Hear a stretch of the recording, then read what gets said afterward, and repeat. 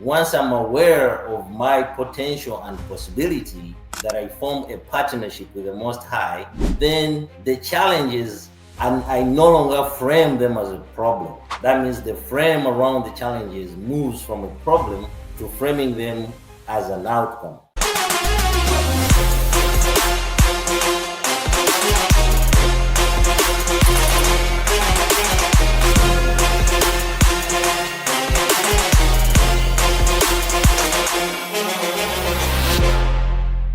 All right, welcome to another edition of the Journey to Freedom podcast. And I am Dr. B, your host.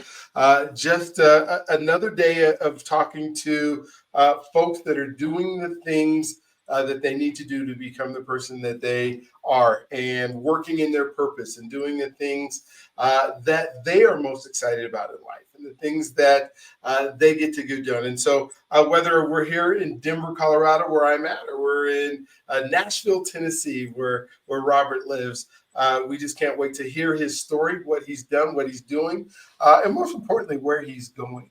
You know, I want to talk about what he believes, you know, his journey to freedom is, and where he shows up there, and then what his purpose in life is. Well, so I like to start out with my guests and just give them the opportunity to tell their story. I tell them they can start anywhere they want to in life, because I think, you know, as we go through these, and we have, Robert, I don't know if you know this, but this year, I'm in 2024, I recorded I think you were 96 or 97 podcast for this year. So 100 Black men has been the goal. I think we will exceed 100 Black men that we're talking to about their lives and what they do. You know, when we think about success, leaving clues, and what success means, you know, I want to get your definition of that. But mine is living in purpose. It's not about the amount of money that you make, or the material things that you have, or the fame, or, you know, that kind of stuff. That's not what is success is. It's how you show up in your community and what you do for the people that are around you. And so, Robert, thank you for being on the show. Thank you for being part of this Journey to Freedom podcast. And I look forward to hearing your story. So I'll go ahead and let you tell us all about you from the beginning, whatever that beginning means to you. All right. Thank you, Dr. B, for having me on this wonderful platform, Journey to Freedom. And thank you to the listeners and the viewers of Journey to Freedom. I should start off by saying I was born and raised in Uganda. If I have to say my names, I am Robert Molindwa. I did most of my schooling in Uganda.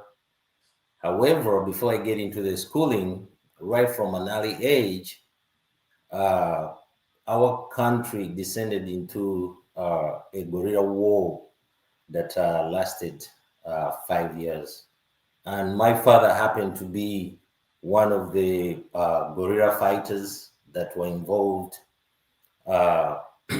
in the struggle to liberate Uganda from a military dictatorship of then President Idi Amin Dada, that led into another dictator called Milton Obote. So it lasted from 1981 to 1986. So through then, life was challenging. But thanks to God, we were able to reunite with our father at the end of the war in 1986, and life went back to normal. Most of my schooling was through Catholic boarding schools. I graduated in 2001 with a Bachelor of Statistics. I went on to get a master's in business administration. Around the time I did get married to my beautiful wife, had my first kid, and then in the year 2005, we moved to the United States.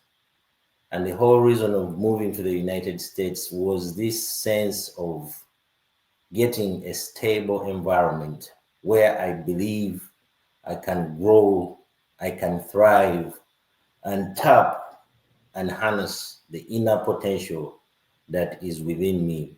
Fast forward in the United States, settling in and moving on was not, or progressing was not easy. So I discovered soon that all my years of education back home were kind of not panning out as expected, bringing me the opportunities that I expected. So I had to re-establish myself again by going back to school in the United States. And fortunately, I graduated as a registered nurse after putting in some hard years of working full-time, being a husband, being a father, and getting out of a nursing program. The nursing program is one of the most grueling programs you can be in. You may think they are training you to be a surgeon or something, but luckily, I was able to master the courage, the conviction, and take inspired action. Then later on, there was something in me which wouldn't go away, because I discovered in life that all of us were born for something specific. Why do I say that? Because in spirit and soul, we are very unique. And that is the very essence of who we are. And until you find that something that speaks to your heart, you can never operate with a sense of purpose, fulfillment, and contentment. So even after graduating out of nursing school, working as a nurse, which helped me stabilize financially, and which I still do on a part-time basis, I still longed for something. I already felt the need to write. I don't know what it was. And I kept writing short stories and putting them away. Writing short stories and putting them away. But at some point I said I have to jump in. So I embarked on a journey of being an author. And so far, I have 2 books under my belt. First book is Created for Success, and that was a best-selling author on Amazon. Second book is Rediscovering Identity, and right now I'm finalizing the manuscript of my 3rd book. And between writing, I do speaking, which is in the Genesis, but I'm building it up because I feel that is my life's core, to impact, to serve others. And I believe, Dr. B, for you and me, God brought us this way not to just meet our selfish ends and selfish desires, but to become creative, just like God, produce something, a service or product, serve it to people in such a way that they appreciate your service, and then they compensate you for the reward. And out of that, you build a connection, and you get a sense of fulfillment and satisfaction. That is so cool. Thank you for sharing your story, because you think to me, just moving, I came back from after 2008 from California to Colorado, and that's only 1,000 miles. It's a 16-hour drive, and you do it all in a day, and or you stay one night. And I brought my kids, but you brought your family from across the world.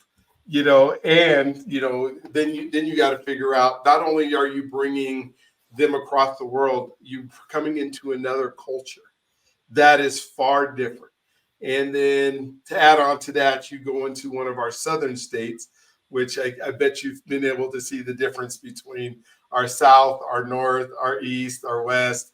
And so maybe you could talk about that a little bit, of the shock that you ensued or found out about.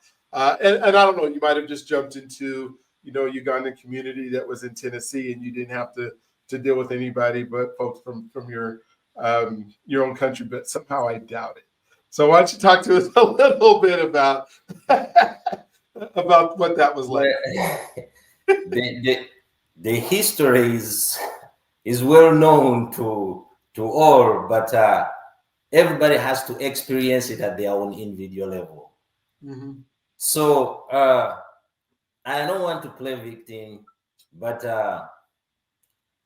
settling in Tennessee, and like I told you, having my qualifications that I had in education, in statistics and my business management, I thought I was well qualified to land a job in the specific fields of study. But I realized something subtle or subterranean in the system, that there is a systemic, I'll just go ahead and say it. The systems have embedded systemic racism in them. And I'm not trying to play victim. So I realized that, however, I said, it's still going to be here till I die. And I'm not going to let it stop me. So I had to turn inward and be aware of the person that I am, believe and be convicted that between me and my God, I have the ability to propel myself in the direction that I wanted to head. So yes, there were some challenges, but I can say with God, all things are possible. And also, I should say one thing. I said all those things, but maybe I didn't say the most important thing. I consider and believe myself to be a citizen of the kingdom of the Most High God. And what that means to me is I became fully aware of the divine aspect of God that is always at work in me, and it is the same force that is behind the greater universe. And so, like Paul says, God before me, who can be against me? So, irrespective of the contributing factors that are out there in form of challenges, once I'm aware of my potential and possibility, that I form a partnership with the Most High, I'm in a union with the limitless I am, then the challenges, and I no longer frame them as a problem. That means the frame around the challenges moves from a problem to framing them as an outcome.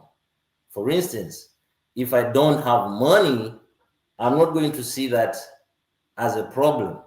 I'm going to frame that as an outcome, and I say my goal is to make this amount of money in this specific period of time. So that kind of gives me empowerment to move in the right direction. Oh, that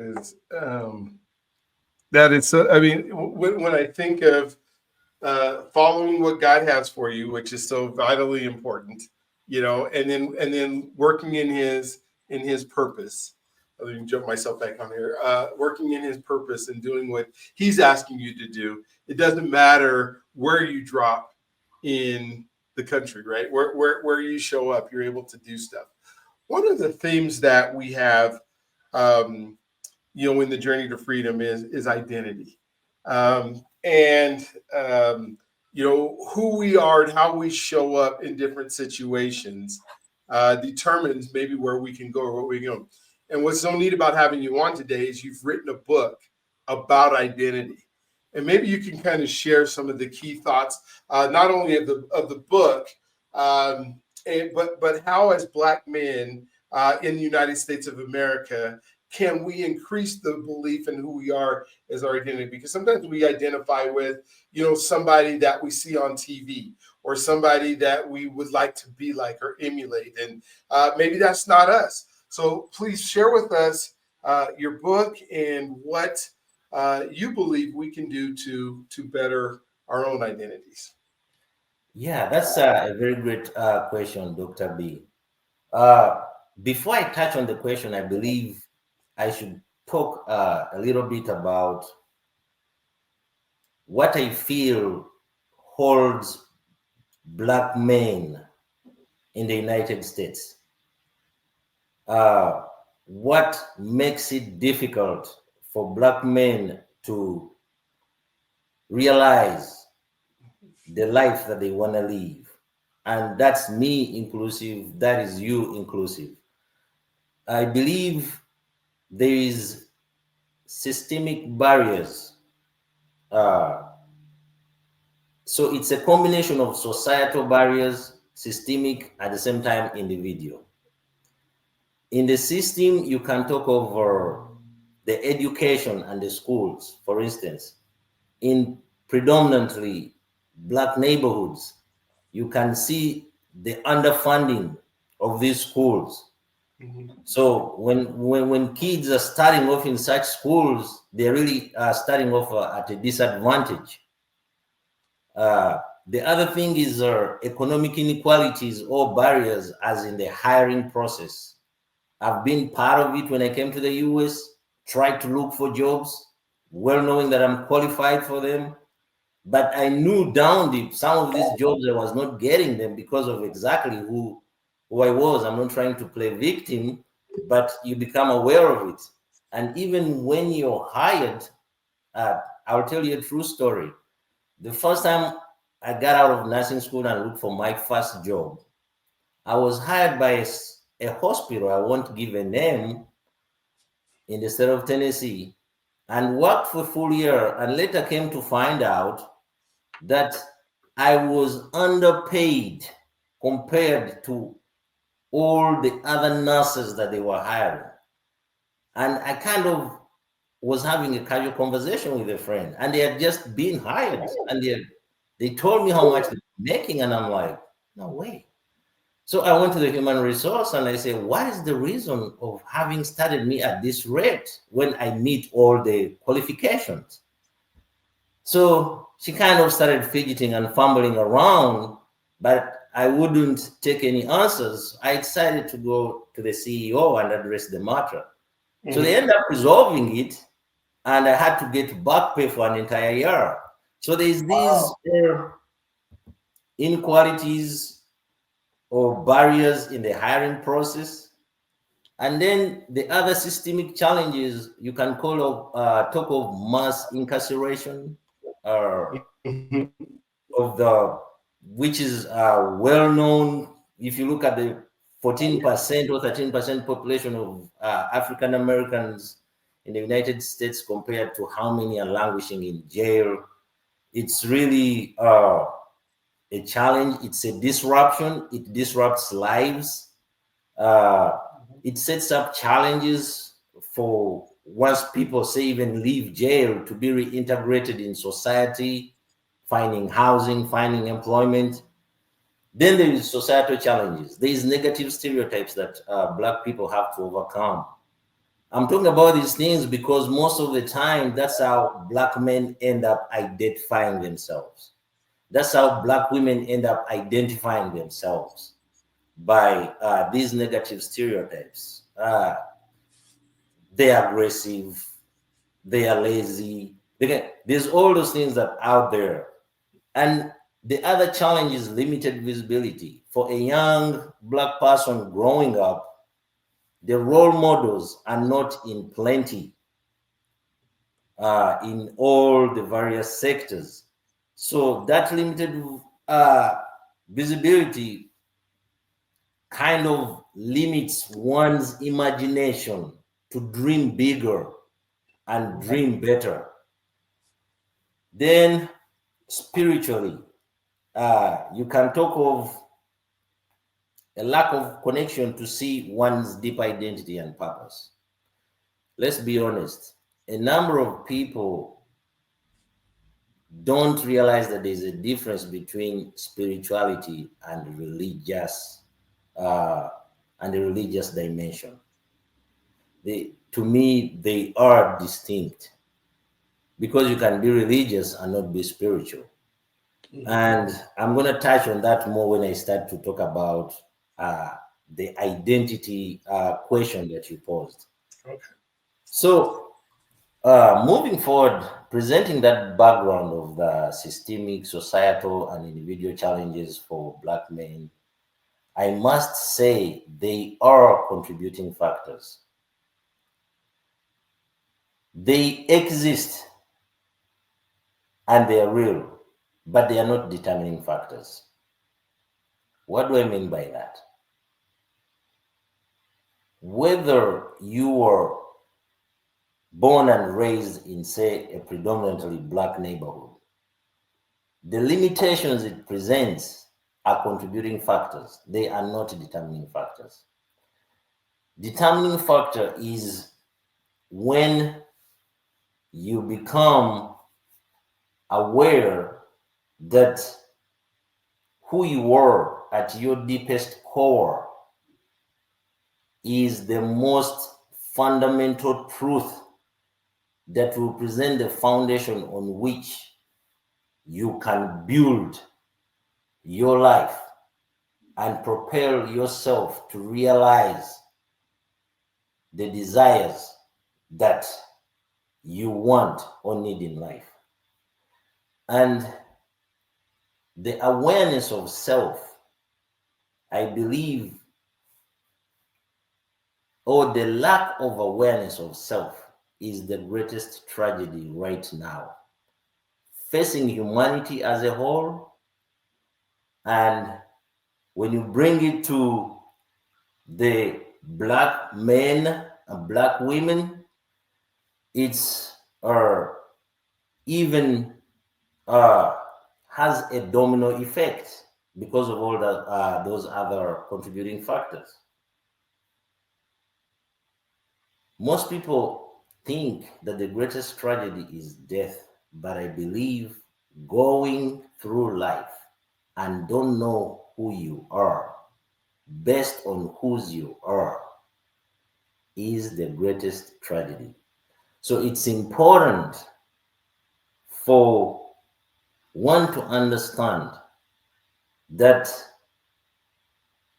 your true sense of self, premised on whose you are, is the foundation that will lead you to living a prosperous and fulfilling life.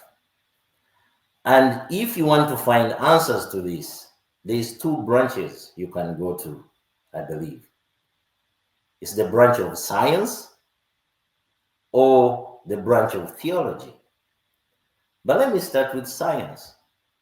What does science say about our identity? Maybe starting from the Big Bang or using Darwin's theory of evolution. And by the way, Darwin was a bigot. Anybody can read his papers and you'll find out that to be true. These theories, I believe, concoct the origin of man. And this science, which are called pseudoscience, presents deceptive information and creates a veil over people's faces, creates a mask over people so that they don't truly become aware of who they are. So if you say that in the beginning, somewhere life started off as this micro something that later maybe turned into some kind of reptile, and then from a reptile, it became either a chimpanzee or it became a car or something. And then from the chimpanzee evolved a human being we call man. And then they have to tell you, you used to be a quadruped on four, then you became Homo erectus and Homo sapiens. To believe that you emerge from a lower form of life is the biggest lie that has been put across, and these things are taught to us in school. That means somebody who is behind this idea he has an agenda, which I'll call an ulterior motive, to keep you from understanding your true self, because when you know who you were, based on whose you were, you can never believe that you came from a lower form of animal. You have to understand that there is something special about a human being, that he is the only creature that can create indefinitely or infinitely. Lions may be powerful, egos may be powerful, but they are just egos. They'll forever be lions.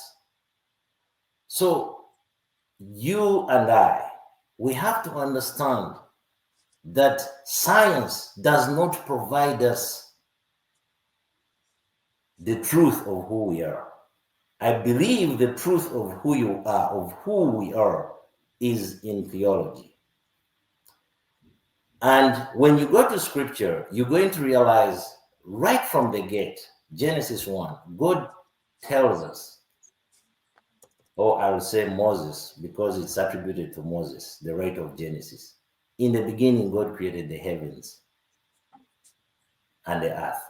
First thing, Dr. B, when you meet me the first time, or we just met, what is the most important thing you're going to tell me about you? Or what is the most important thing I'm going to tell about you?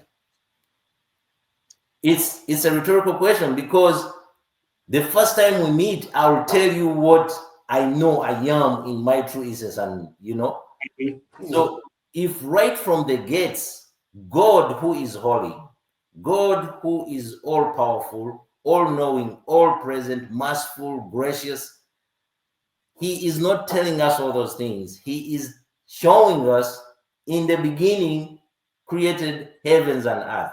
What is God telling us? Is he just creating for the sake of creating? No. He is telling us the most important thing about him, that he is a creator. And then he goes on to lay the process out. This is God who can create the world in one day. Why would he lay it out? Because down in Genesis 1:26, God tells us exactly something or the truth about who we are. Let us make man in our image and likeness, and they will have dominion. So if the first time God shows you that he's a creator, and then down in Genesis 26 tells you you're created in his image and likeness, then that should tell you something about you. When God shows you something about God, he is telling you something about you. When God says something about God, he's saying something about you. So the true identity is the image and likeness of God. Each one of us, the greatest task is for the soul to catch up with the spirit, because in spirit we're already perfect. In spirit we're already complete.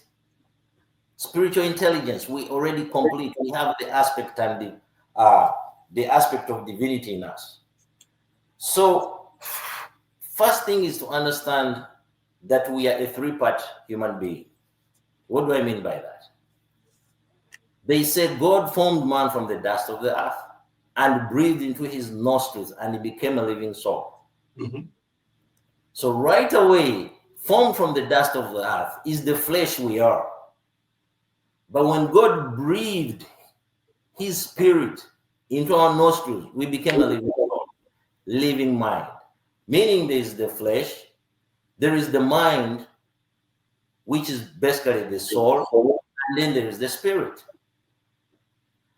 And the flesh is basically how we perceive the world around us through the five senses. The soul becomes the seat of our consciousness.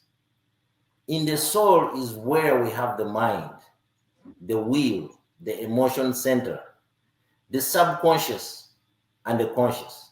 This is where the knowledge, the memory, the perception, the imagination, the visualization. This is where we are self-aware. In scripture, they call it the heart of hearts. And then in the spirit is where we have a vertical relationship with the Most High.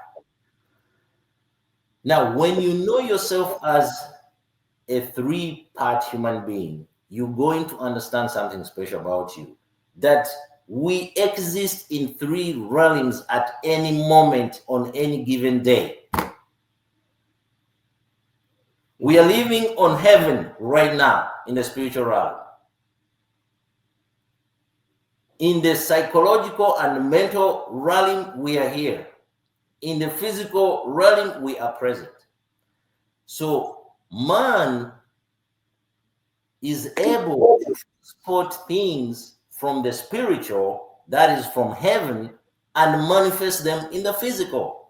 This is where our creativity is.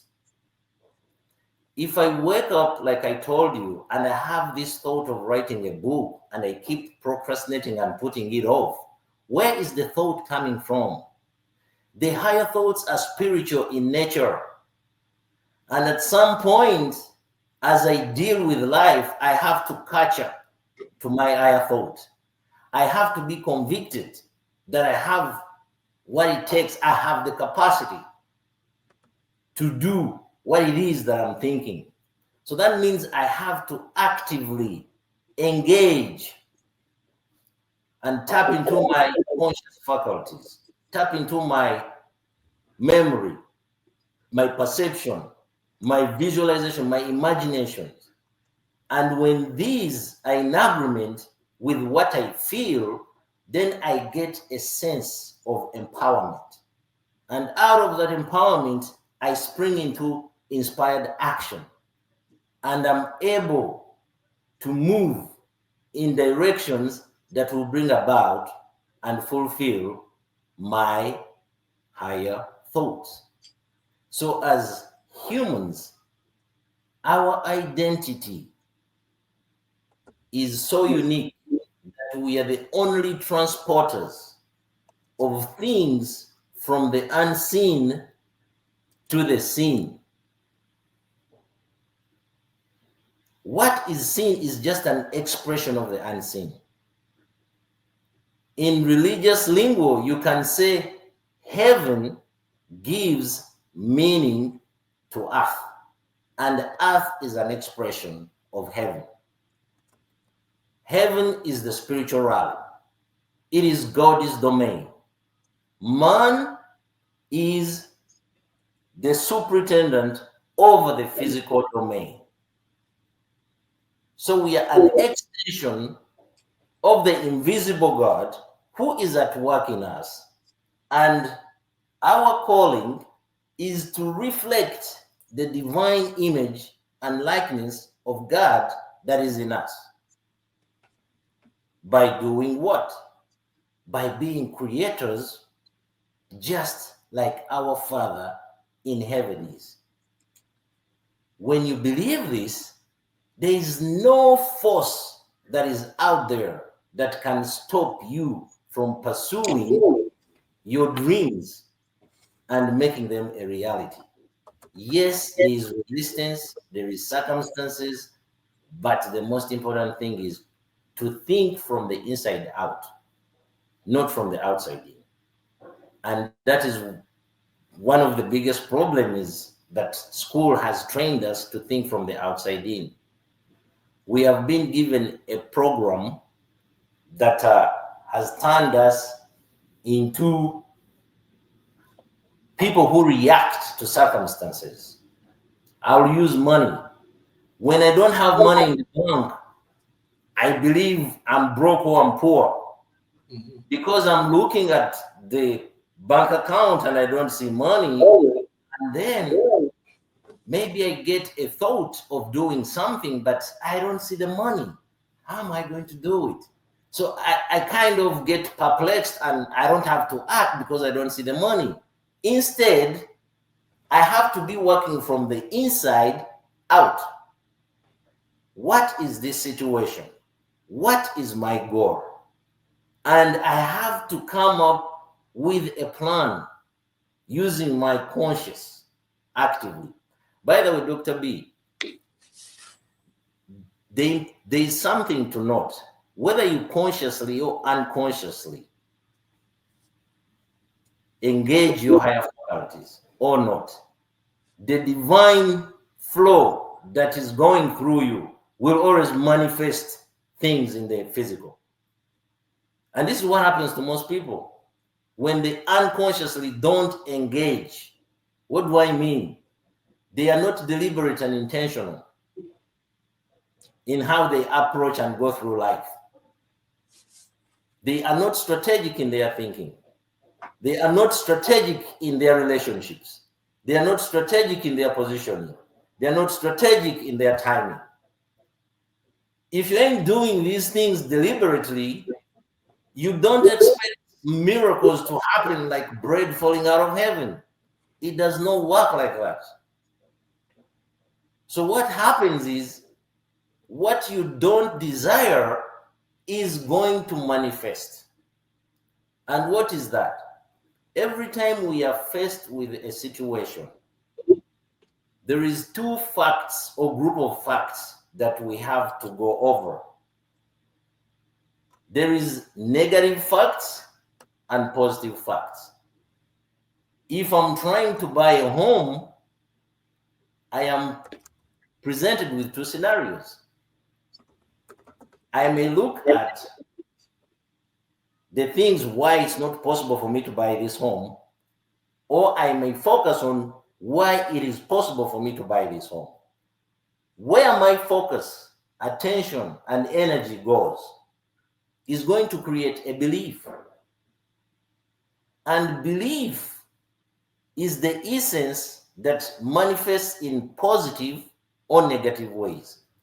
So if I focus on the negative aspect, that I don't think I'm able to buy this home, the belief out of that is going to be a negative belief. We call doubt or self-doubt. Meaning that what I know in the emotions and what I feel are in disharmony. So a sense of disempowerment will take over. Uncertainty, fear, anxiety will take over. And it will bring about paralysis or inaction. So I'm not going to act to bring about what I need. And guess what manifests? What I don't like. That means I will remain maybe a renter. Until that point, when I can revisit the facts and believe I have what it takes to buy this home, I have to do ABC. Once I have a positive belief, then I have faith. Faith is going to align what I know and what I feel, and it will be in harmony, which will create power and a move with inspired action to manifest my desires.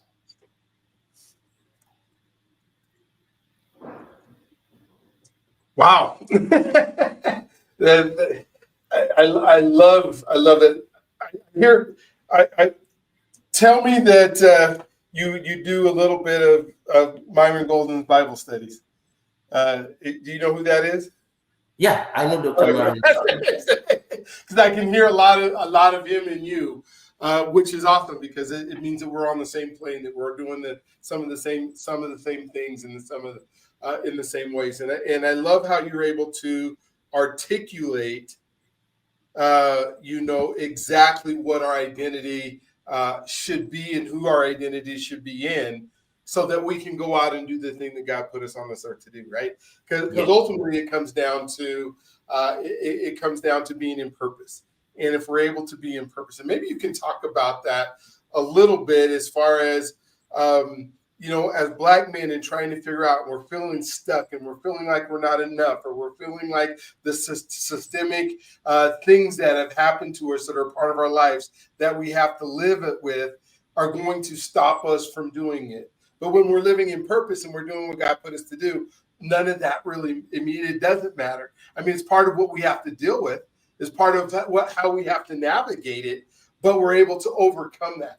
And maybe you can talk a little bit about how you've been able to overcome some of those systems and some of those barriers, whether it's a language barrier or a system barrier or just a people barrier, or barrier. You're a nurse, right? So you're in the hospital, and barriers of I'm male, I'm masculine, and I'm asked to be a nurse. And then you go in there, and then some of the people that are old school are going like, well, you can't be my nurse. So how have you overcome some of those areas? Yes, that's a great question. And I'll gravitate to scripture in answering that question because that has always been the source of my Awesome. I love it. my power and my truth. One of the greatest questions that Christ Jesus ever posed to his 12 disciples was actually he had to move them away from the usual setup of Galilee. And it took them like 25 miles away to a place called Caesarea Philippi. And he asked them, who do Son of Men say I am? Or who do people say I am? The 12 right away said, some say you Elijah, others John the Baptist, or one of the prophets. Then he turned to them, how about you? Who do you say I am? Remember, the 12 had answered almost in unison. But when he turned to them, only Peter gathered the courage and came up with the answer. You are the Christ, the Son of the living God. Right away, Jesus Christ refused. I don't want to use the word refuse, but didn't give credit to Peter because he said, Simon Bar-Jonah, flesh and blood has not revealed that to you. My Father in heaven has. What was Jesus trying to tell us? That the most important thing is knowing who you are. The true essence of who you are can only come from the Father, the source, the creator. And it does not matter what people say about you. So let me put the Jesus story in perspective. Jesus was not asking because he was not aware of who he was, because he wanted us to understand a fundamental truth that a man does not have the capacity to know who the other man is. That is only reserved for the man himself. And the man also has to be in a relationship, a good relationship with his creator, to discover this awareness. That's why he says, you Simon. Simon means flaky, unstable. And now he says, you are Peter. Peter means small rock. You are now stable. Meaning, once you figure out who God is, who the creator is, then God is going to reveal exactly who you are. And the other lesson in that also is that you have to know that Jesus operated under a cloud. There were stories about him. He could have believed those stories. But he never. You know Mary, his mother? You know the story? That's one of the dark clouds that he had to operate under. How about Joseph, the one who believed the story? He had to operate under that. He's just a carpenter. We saw him just apprenticing with his father. He did not let any of that stand in his way. So the black man should operate from that perspective. The Christ consciousness, the power that lies from within you, it can't be stopped by anything. I'm not minimizing the circumstances that are out there that are limiting. I talked about that are societal in nature or systemic in nature. Yes, they exist, but you have to rise above them and believe the divine aspect that you are. That's why I think, to bring it out correctly, Moses, when Moses was being sent to Egypt, He asked and said, who should I say send me? And God says, I am that I am. The I am that you are is the most important part that you are, because it sets off the divine order. God gave us a template. It's in Genesis 1:26. Be fruitful, multiply, replenish, subdue, have dominion. Being comes first. And your being determines what you do. And your doing is going to determine what you have. So it's important for Black men to understand that there is a divine order. Don't fall for what society has sold you, that your true self lies in amassing of material and you running after material before you become. That is out of divine order. You're going to run into trouble when you do that. Trying to do before you be, trying to have before you become. It doesn't work like that. So you have to go by the divine template. The universe has spiritual principles. You can't violate them. If you work with them, they reward you. If you don't, you're going to suffer the consequences. Wow. I love what you said about going through the divine template, and if, if I have my identity and I'm working and I'm working towards this, how important is it to be around the right people that can help you with the divine template? And I understand, prayer and speaking to God and listening for those, but I also believe God uses people, right? And to be able to help you and to guide you and to be around that. How important is that in pursuing your purpose? Very important, because the book of Proverbs says a companion of wise men is wise, and a companion of fools is going to harvest folly. That is very true. If you remember, I touched on something, I don't know what I was talking about, but strategic relationships, intentional relationships are key to success. They are key to prosperity. What do I mean by strategic? Strategy comes from the military, because without strategy, you're not going to win. The military knows this. Wars are not won on military might. They are won on strategy. So, the strategic relationship comes second to strategic thinking, because strategic thinking comes out of your identity. And that could be a bigger topic. It could take I don't know. But strategic relationship is understanding that you don't need everyone. You need key people. Yes.